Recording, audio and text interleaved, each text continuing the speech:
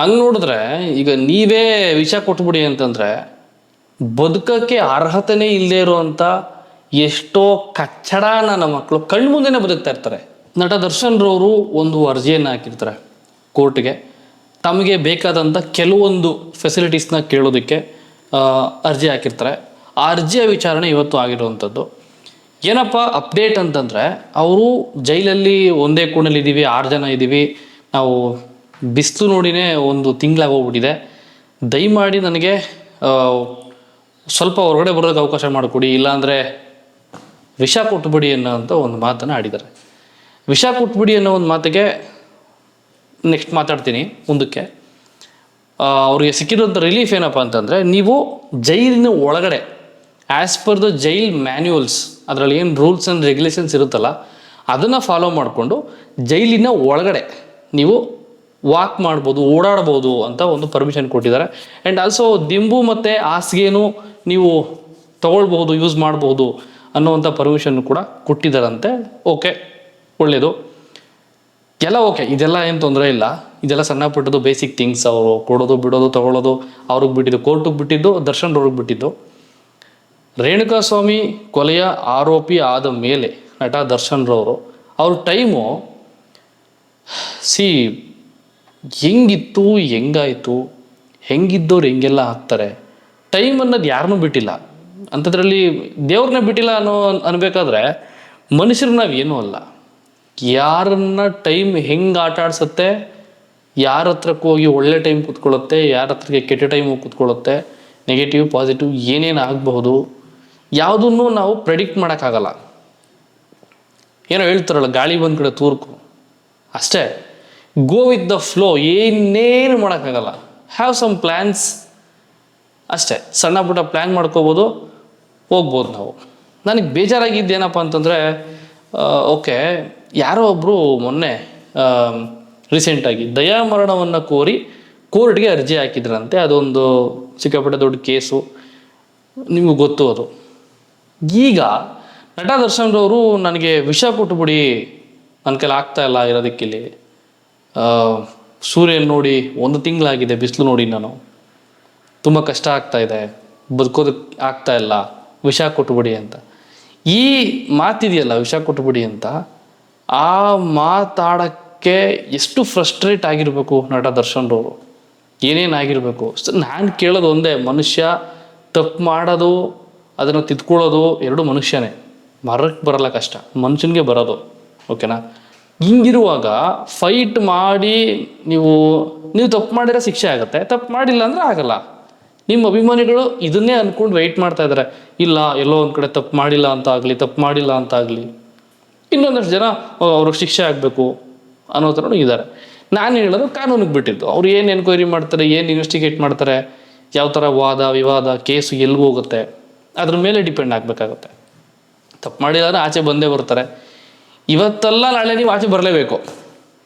ಅಷ್ಟಕ್ಕೆ ಜೀವನೇ ಕಳ್ಕೊಬಿಡ್ತೀನಿ, ವಿಷ ಕೊಟ್ಬಿಡಿ, ಸತ್ತೋಗ್ತೀನಿ, ಸಾವು ಎಲ್ಲದಕ್ಕೂ ಉತ್ತರ ಆಗೋಗಿದ್ದಿದ್ರೆ ಇವತ್ತು ಬಹುಶಃ ಎಷ್ಟೋ ಜನ ಬದುಕೋ ಆಸೆನೇ ಬಿಟ್ಬಿಟ್ಟು, ನಾನು ಬದುಕೋಕ್ಕಾಗಲ್ಲ, ಹೋಗ್ಬಿಡ್ತೀನಿ, ಸತ್ತೋಗ್ಬಿಡ್ತೀನಿ, ವಿಷ ತಗೊಂಡ್ಬಿಡ್ತೀನಿ, ಸುಸೈಡ್ ಮಾಡ್ಕೊಬಿಡ್ತೀನಿ, ಹಿಂಗೆ ಅಂದ್ಕೊಂಡೇ ಇರೋಕ್ಕೆ ಆಗ್ತಿರ್ಲಿಲ್ಲ. ಯಾವತ್ತೋ ಹೋಗ್ಬಿಟ್ಟಿರ್ತೀವಿ. ಅರ್ಧ ಪ್ರಪಂಚ ಖಾಲಿ ಆಗಿರೋದು ಗುರು. ಇವತ್ತಿನ ದಿವಸ ಎಲ್ಲರೂ ಹೆಂಗೆ ಯೋಚನೆ ಮಾಡಿಬಿಟ್ಟಿದ್ರೆ ಅರ್ಧ ಪ್ರಪಂಚನೇ ಖಾಲಿಯಾಗಿ ಹೋಗ್ತಾಯಿತ್ತು. ನಾನು ರೀಸೆಂಟಾಗಿ ನಂದೊಂದು ಸಣ್ಣ ಪರ್ಸ್ನಲ್ ಒಂದು ನಮ್ಮ ಮನೆಗೆ ನನಗೆ ಸಂಬಂಧಪಟ್ಟಂಥ ಒಂದು ವಿಚಾರ, ಮನೆಗಲ್ಲ ನನಗೆ ಸಂಬಂಧಪಟ್ಟಂಥ ಕೆಲವೊಂದು ವಿಚಾರ. ನಾನು ಅಂದ್ಕೊಂಡೆ, ಓಕೆ, ಟೈಮ್ ಹಿಂಗೆ ಇರಲ್ಲ, ಯಾವತ್ತು ಒಳ್ಳೆಯದು ಕೆಟ್ಟದ್ದು ಆಗುತ್ತೆ, ಪ್ಲಸ್ಸು ಮೈನಸ್ ಎಲ್ಲನೂ ಆಗುತ್ತೆ. ಆದರೆ ಒಂದಂತೂ ಸತ್ಯ, ಅದೇನೋ ಕೆಲವೊಂದು ಮಾತು ಹೇಳ್ತಾರೆ, every day is not Sunday. ಓಕೆನಾ? ಟೈಮ್ ಯಾವತ್ತೂ ಹಿಂಗೆ ಇರಲ್ಲ, ಈ ಸಮಯ ಕಳೆದು ಹೋಗುತ್ತದೆ. ಇದು 3 ಮಾತನ್ನು ಬರೆದಿಟ್ಕೊಂಬಿಡಿ ಎಲ್ಲಾದರೂ. ಇದು ಇಡೀ ಪ್ರಪಂಚ ಏನೇ ಚೇಂಜ್ ಆದ್ರೂ ಈ 3 ಮಾತು ಚೇಂಜ್ ಆಗಲ್ಲ. ಸಾಕಷ್ಟು ಜನ ಸಾಕಷ್ಟು ರೀತಿಯಲ್ಲಿ ಒಳ್ಳೆಯದು ಕೆಟ್ಟದ್ದು ಪ್ಲ್ಯಾನ್ಸ್ ಎಲ್ಲ ಮಾಡಿಕೊಂಡು ಇನ್ನೇನೇನೋ ಕುತಂತ್ರ, ಸಂಚು, ಕನ್ನಿಂಗ್ ಪರ್ಸನ್ಸ್ ಇರ್ತಾರೆ, ಗೊತ್ತಾಗಲ್ಲ ನಮಗೆ. ಜೊತೆಲೇ ಇರ್ತಾರೆ, ಗೊತ್ತಾಗಲ್ಲ. ಫ್ಯಾಮಿಲಿ ಇರ್ತಾರೆ, ಗೊತ್ತಾಗಲ್ಲ. ಕೆಲಸ ಮಾಡೋ ಜಾಗದಲ್ಲೇ ಇರ್ತಾರೆ, ಗೊತ್ತಾಗಲ್ಲ. ಕನ್ನಿಂಗ್ ನನ್ನ ಮಕ್ಕಳು, ಕುತಂತ್ರಿಗಳು ಅಂತ ಹೇಳ್ತಾರಲ್ಲ. ಇಂಥವ್ರು ನೋಡ್ಬಿಟ್ಟಿದ್ದೀವಿ. ಇವ್ರಿಗೆಲ್ಲ ಹೇಳೋದು ಇಷ್ಟೇ ನಾನು, ಏನೀಗ ಹೋಗ್ತಾ ಇದೆಯಲ್ಲ ಟೈಮು ನಿಮ್ಮದು, ಅದು ಒಳ್ಳೇದೇ ಆಗಲಿ ಕೆಟ್ಟದಾಗಲಿ, ಒಳ್ಳೆ ಟೈಮಾ ಇರಲ್ಲ, ಕೆಟ್ಟ ಟೈಮಾ ಪರ್ಮನೆಂಟ್ ಅಲ್ಲ, ಒಳ್ಳೆಯದು ಕೆಟ್ಟದ್ದು ಯಾವುದು ಪರ್ಮನೆಂಟ್ ಅಲ್ಲ.